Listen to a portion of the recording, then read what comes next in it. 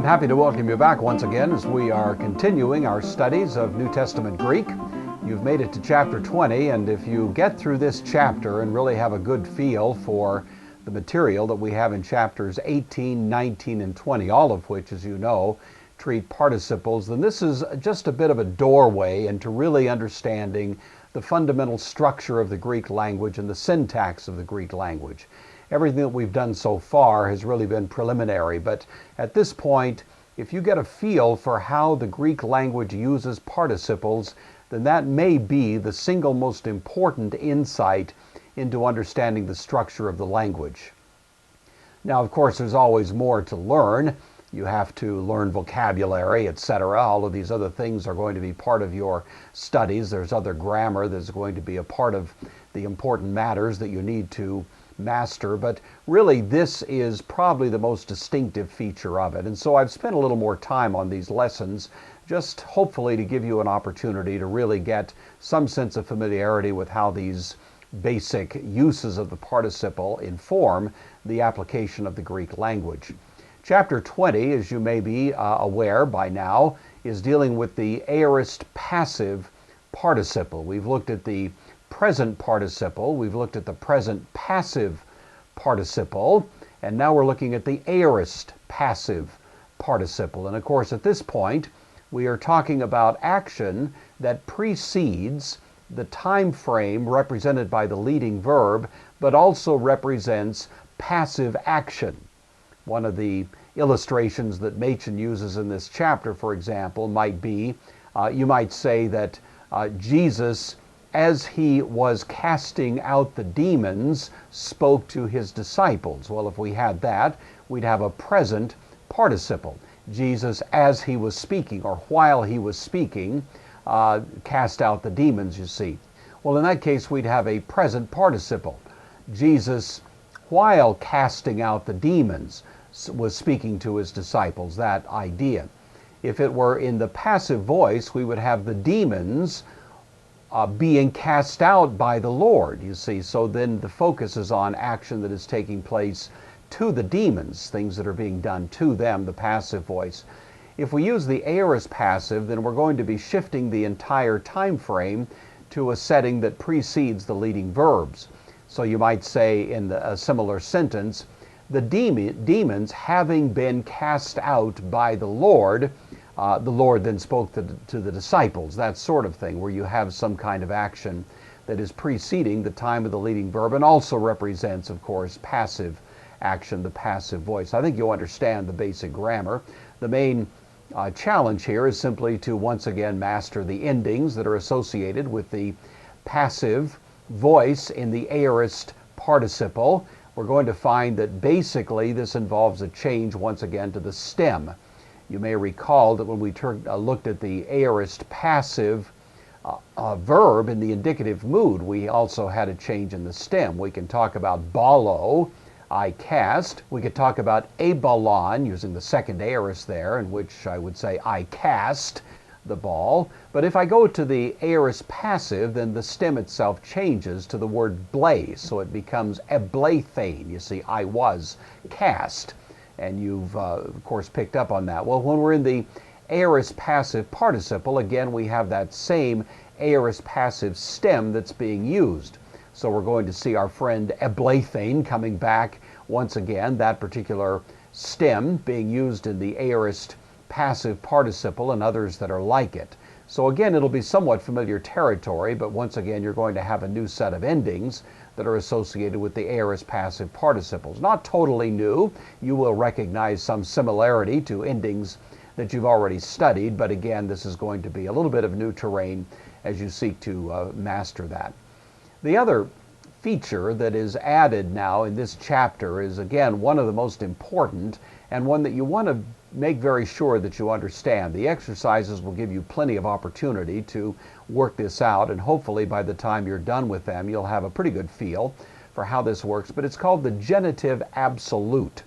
The genitive absolute. It's explained by Machen, and he gives an adequate description of it, so I'm just adding here a little bit of a further comment. The genitive absolute makes use of the participle. It can be the present participle, It can be the aorist participle, it can be active voice or passive voice, doesn't matter. And so he's simply introducing it in this chapter because he wants to incorporate it in his discussion of participles. But it's not distinctively connected to the aorist passive participle. Essentially, what it is establishing is an idea that you can have an independent participle clause within a sentence which is separated really as absolute. That is, it's its own independent phrase that doesn't necessarily directly connect to either the subject or the verb of the main sentence. If I can give you an example, it would be something like this. I could say, the Lord speaks to his disciples. You see, so there's a sentence. Now, if I were to say, the Lord, having cast out the demons, speaks to his disciples, then I would have a simple participle in which action is being referred to the subject of the sentence, namely the Lord. The Lord, while casting out the demons, is speaking to his disciples. But if I were to say this, as the Lord was casting out the demons, the apostle was speaking to the men, then you see we have two separate clauses. I have the Lord casting out the demons, and then separately I have the apostle speaking to the men. Well, in that case, we can't tie the participle either to the subject of the sentence or to the men, which is the direct object in the sentence. We can't really tie it either way. It's an independent or absolute phrase. The Lord casting out the demons is a phrase which is not directly connected to the rest of the sentence, but is still in the sentence, you see. And so the way that the Greek language does that is by means of what's called a genitive absolute. And the reason it's called genitive absolute is because both the Lord and the disciple are in the genitive case. And that little distinctive arrangement is really something somewhat unique to Greek. You find something like that in Latin. Latin has what's called the ablative absolute, and so other languages use this, but it's certainly not quite anything that we have in English, and so you'll just have to get a feel for this, and I think the exercises will give you plenty of opportunity to do that. All right, well, enough said. Let's go ahead and take a look at the vocabulary list and some of the paradigms that are provided to you. I'll look at some of the examples as well, and then we'll, as we usually do, look at the first three of each of the exercises that are set before us by Machen here. All right, so let's take a look at these vocabulary words. Once again, we have a little bit that is new, but also we have here some that are simply new forms of words we've already learned. For example, you know the word grapho, I write. Graphes, you'll notice here, could actually, if we simply had the word itself without the accent, be understood to be the second person singular in the present. You recognize that? Graphes. Machen might put thou writest, using Old King James, you write. But notice here, we distinguish between graphes as you write and this particular form, which has the accent on the ultima. That would be the way you distinguish the two.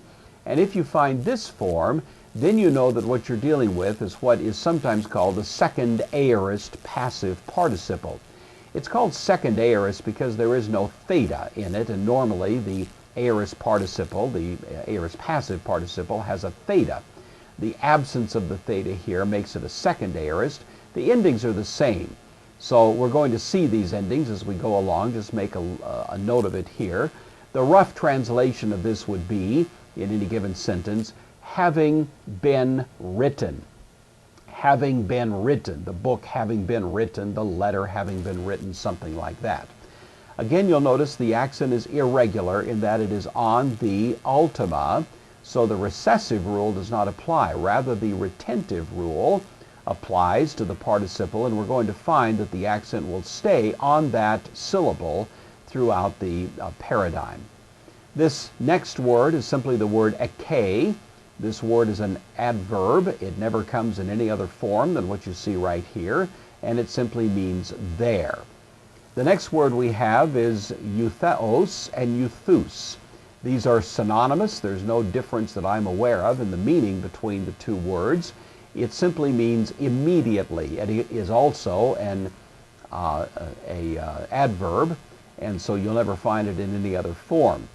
It may be of interest to you to know that this particular word is used more in the Gospel of Mark than in the rest of the New Testament put together. This word shows up very, very frequently in the Gospel of Mark, and it sort of points to the picture of Jesus that we find in that Gospel as a man of action. It is interesting as you read the Gospel of Mark, even in English, you'll notice how frequently it is said that Jesus did this immediately or did that immediately. The word shows up virtually multiple times on every page of the Gospel of Mark, and it is this word, so you'll notice this quite a bit if you ever read the Gospel of Mark in Greek, which I certainly hope you do. Hemation is a neuter noun. It means garment or clothing. I don't know of any English word that comes from that root, and so that's just one to memorize. Oikia is a feminine noun, which is basically synonymous to the word we've already learned, the word oikos, which means house. Oikia is simply the feminine form of the same word. The two words are used quite commonly in the New Testament, and again, there doesn't seem to be any distinction between the meaning. It just happens to be stylistic in any given context, whether you find the one or the other. So just be aware of that. In this set of exercises, Machen will tend to use this word just to get you familiar with it. So as you're doing those exercises, you may make a note of that as well. Paidion is a word that means child. It is neuter. We already have the word teknon, which means child. Paidion means child as in a young child or even an infant. And so the difference between these two is going to simply be that paidion tends to emphasize the youthfulness of the child, whereas teknon can refer to an adult child. I might say that I am the child of my father, even though I'm in my 60s, you see. I still am a child of my father in some sense, but I wouldn't say I was a paidion. I wouldn't say I was a child in terms of a young child. That would be reserved to one who is of young years. So this word is used frequently in the New Testament. Both are used, and sometimes they're both translated by the English word child. That's where it helps to be able to read Greek, because you can see whether the youthfulness of the object is being emphasized or simply the fact that it's a child relationship. Synagoge. Synagoge is the word for synagogue, and of course the similarity between the English word and the Greek word should make that easy for you to remember and to master. It actually is rooted in the verb that we've already learned, synago, which means to gather together. So literally, a synagoge is a place of gathering together, a synagogue, a place in which the congregation unites in some sort of collective or corporate expression of worship. Stratiotes is a word that means soldier. Notice this is now the third noun that we've had that uses these first declension endings that are somewhat different from the rest of the first declension. We've had mathetes, we've had prophetes, and now we have stratiotes. They are declined the same way. The omicron upsilon here is tipping you off that it's going to follow the same declension as you would find with the words we've already learned. The accent is on the penult, and that's where it wants to stay throughout the paradigm, except, of course, where Rule 51 dictates that there will be a circumflex on the ultima. And finally, we have phulake, which means a prison or a guard. A prison or a guard. I don't know why they'd have the same word for both of those. They are not exactly the same meaning. They're related topics, I suppose, but phulake is referring to one of the two of those, and in the New Testament, normally it's pretty easy to distinguish by the context which meaning is in mind. Well, let's take a look here at the paradigm that we have in this chapter for the participle, which is based on luo once again. So the declension is going to be set forth here. Notice the main thing to detect is, first of all, throughout the aorist passive, we once again have the theta. We already noticed the aorist passive uses the theta in the indicative mood. Here we find similarly in the aorist passive participle the theta shows up, and this is what becomes the distinctive appearance of the stem in the aorist passive participle. So we're going to see that. That, by the way, is the reason that graphes, which did not use the theta, was called a second aorist, because it's an exception to the rule that typically would apply. So that's the first thing to notice. The second thing to notice here, of course, is that the accent shows up on the ultima and stays essentially on that syllable throughout the declension.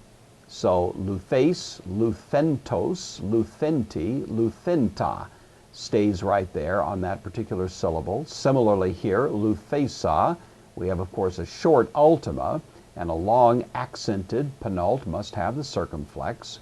So luthesa, lutheses, luthese, lutheson. That's the first declension, or the feminine form of this declension. And then finally we have luthen, luthentos, luthenti, luthen, which is the neuter. When we come to the plural, again, these are fairly similar, and you should notice the similarity to what you've already learned. Luthentes, luthenton, luthesi, and luthentos. In the feminine side, luthesi, lutheson, luthesis, luthesos. And finally in the neuter, luthenta, luthenton, luthesi, luthenta. So you should notice that the endings are similar to what you've learned, but again we have them on the aorist passive stem. These are going to be somewhat similar to the material that you've mastered, so hopefully memorizing these won't be too much of a challenge for you.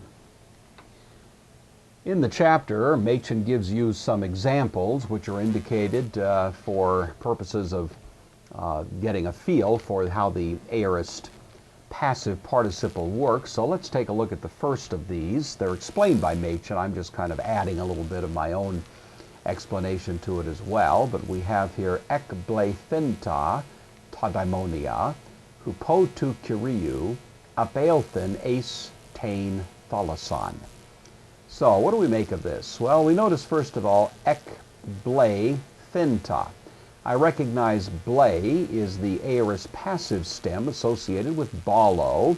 The ek adds the idea of casting out, so the aorist passive is going to be having been cast out. I know that the action is preceding the time of the leading verb. I haven't figured out yet where the leading verb is going to be taking place in time, but anyway, I have enough to go on to have some idea that it's going to be preceding that. So having been cast out, I see the thenta here ending is associated presumably with the neuter, and in this case it could be the neuter nominative plural or the neuter accusative plural. Could be either one, or for that matter it could be the masculine accusative singular. So right now I don't know for sure which one is involved, but I'm going to be able to determine from the rest of the sentence which way we'll go with our application of that aorist passive participle.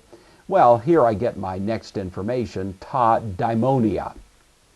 This is evidently going to be the subject of the sentence, and so I have ta daimonia, the demons, having been cast out, you see, aorist passive participle, hupa tu kyriou, by the Lord. But then notice here I have apeilthen.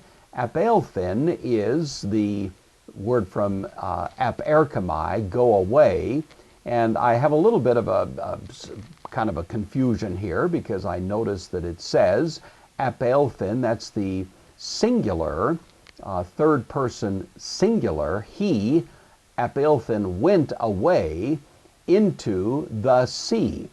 Well, I'm looking for a singular here, and all I have is ta daimonia, which is plural, and then I of course remember that a neuter plural subject can take a singular verb, and that evidently is what's going on in this sentence. And so the demons, having been cast out by the Lord, went away into the sea.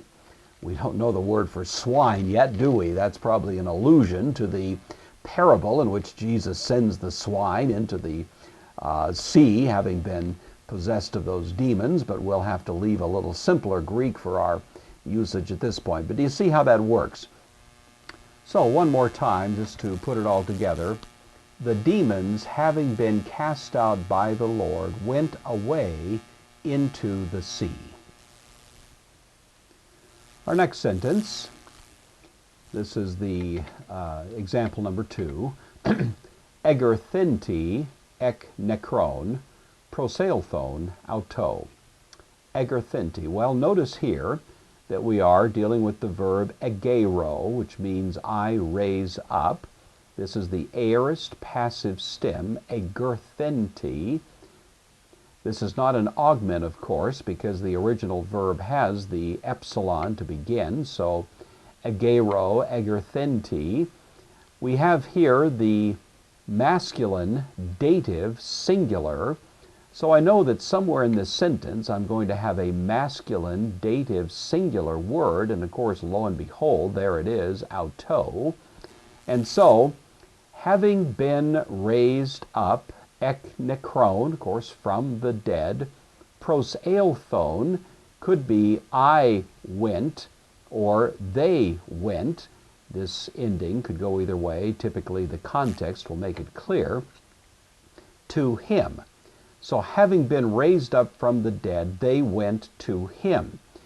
Now, I'm going to have to clarify in my English translation that it's him who was raised up from the dead. So I'd probably render it something like, after he had been raised up from the dead, they went to him, you see. So the translation needs to be clear so you don't leave an ambiguity as to who it was that had been raised up from the dead.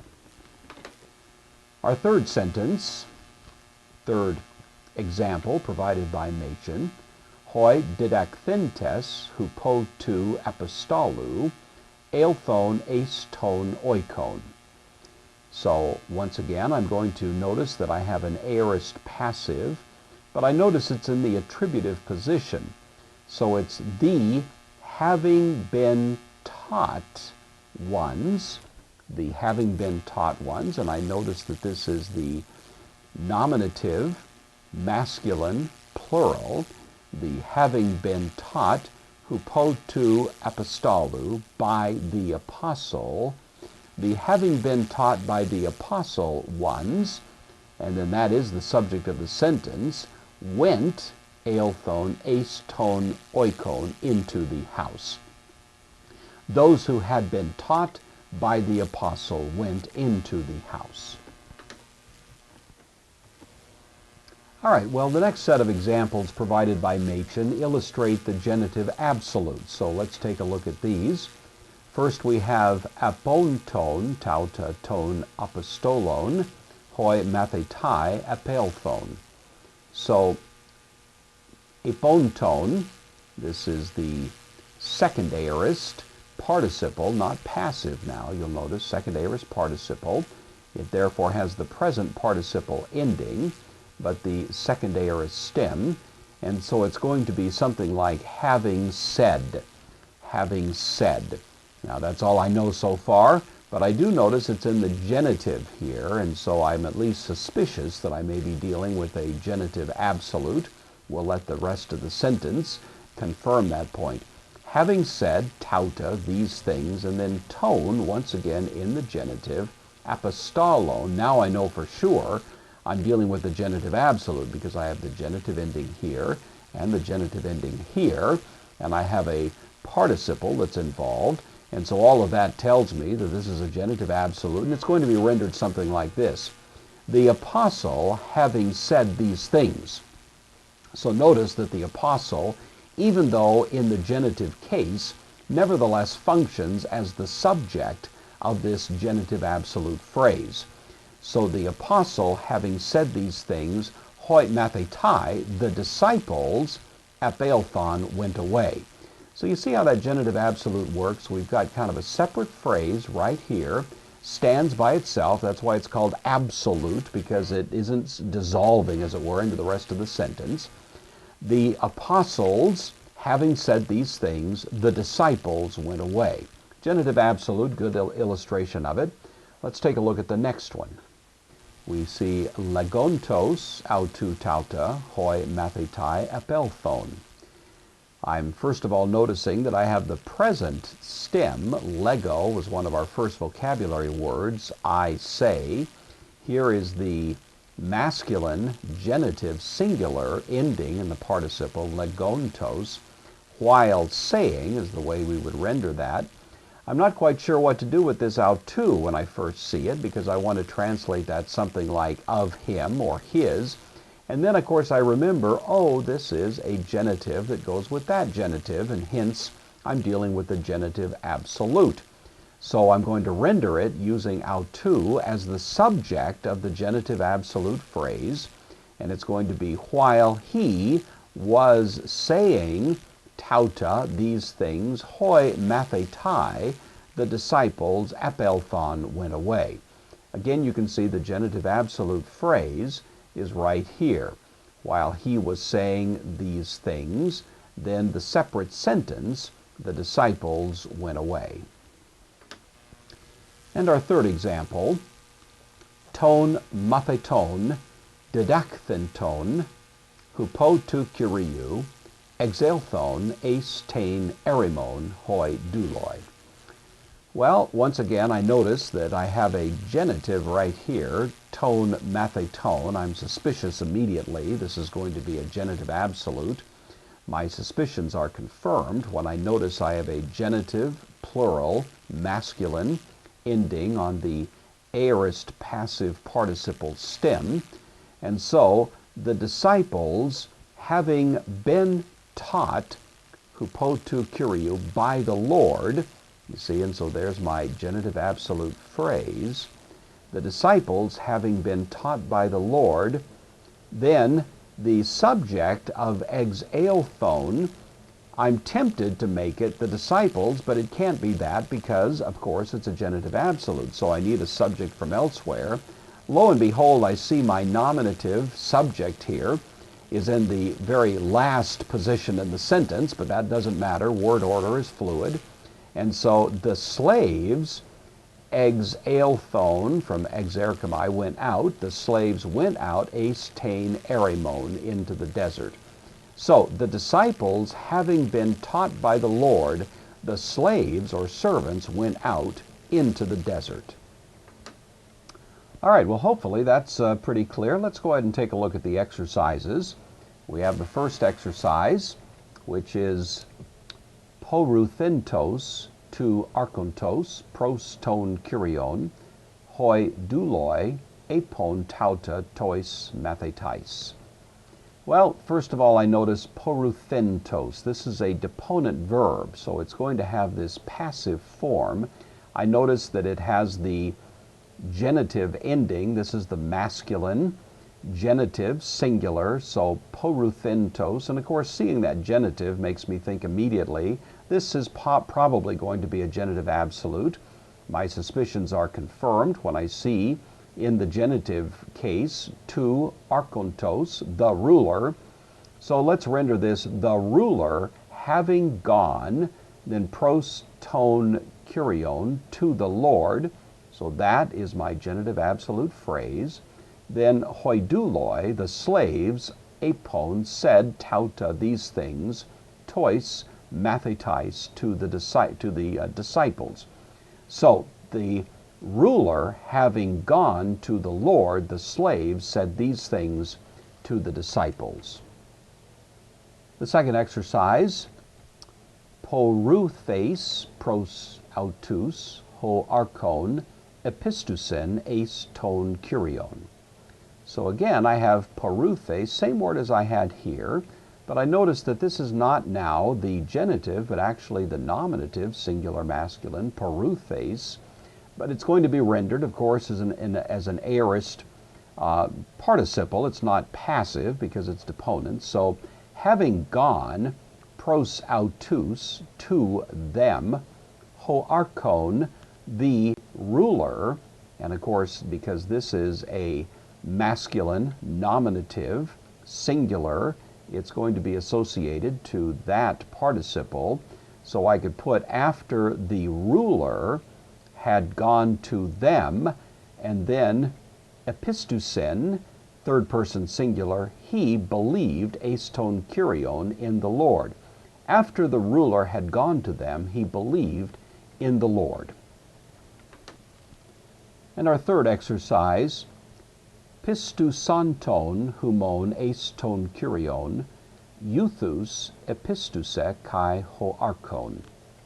Well, I look here and I see pistusanton, that is a aorist active participle, and it's in the genitive, so I'm assuming we're going to have a genitive absolute going on here, but not necessarily. We'll see what happens. So, having believed, but then I see humon, and of course that is the personal pronoun of the second person, plural, and it is in the genitive.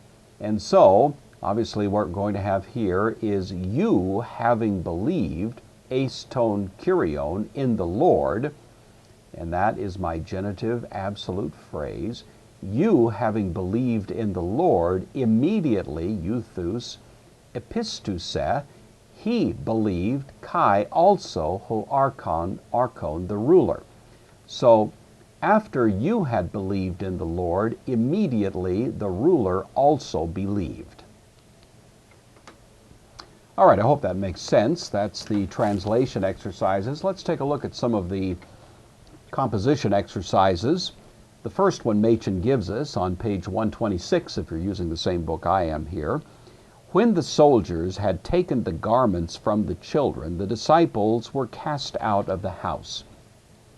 So when the soldiers had taken the garments from the children, I have to think more like a Greek, so I'm going to do the soldiers having taken the garments from the children. I notice, of course, that is going to be a genitive absolute, so everything goes in the genitive, starting with tone, stratioton, the soldiers, labanton, this is a second aorist participle. It's not passive now, it's active. So the soldiers having taken ta hematia, the garments or clothing, apo ton paidion, from the children. This is also in the genitive, but in this case it's because it's going with the preposition apo that takes the genitive. So the actual genitive absolute involves this participle and this genitive noun, which is in the genitive plural. The soldiers having taken the garments from the children, and then the principal sentence begins here, hoi mathetai, the disciples, exablethesan, were cast out, third person plural, aorist passive verb here, and they were cast out, ektes oikios, of the house. Notice I'm using the feminine form of this word because that's the new form that we've been given in this vocabulary, so I'll do that just to help us be familiar with that usage. So, when the soldiers had taken the garments from the children, the disciples were cast out of the house. The second exercise from Machen. When the disciples had been cast out of the synagogue, they came to us. First thing I notice here is this is not a genitive absolute. When the disciples had been cast out of the synagogue, they, that is the disciples, came to us. So I'm just going to use the normal participle function here. We'll say this, hoi mathetai, the disciples, ekblethintes, having been cast out.